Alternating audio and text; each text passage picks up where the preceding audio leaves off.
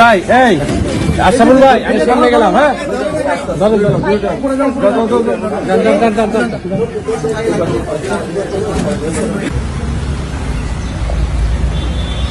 নামায় অনেক এখানে না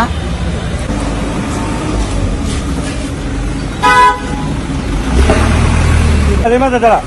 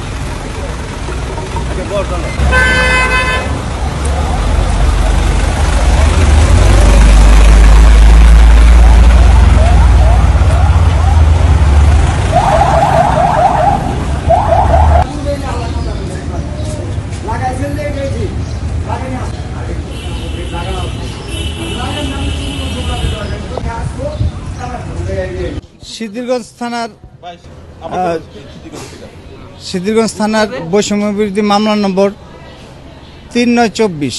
এটা মিনারুল হত্যা মামলার সাথে বিস্ফোরক আইন আছে। এই মামলায় নারায়ণগঞ্জের সিটি কর্পোরেশন সাবেক মেয়র সেলিনা হায়াত আইবিকে গ্রেপ্তার করছে।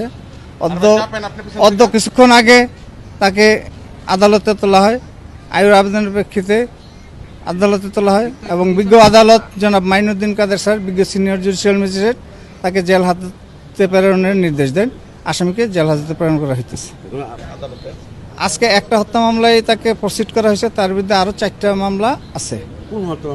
এটা মিনারুল হত্যা মামলা। এটা ওই যে আদমদিনগরের রাস্তার মধ্যে এটা হত্যাটা হয়েছিল।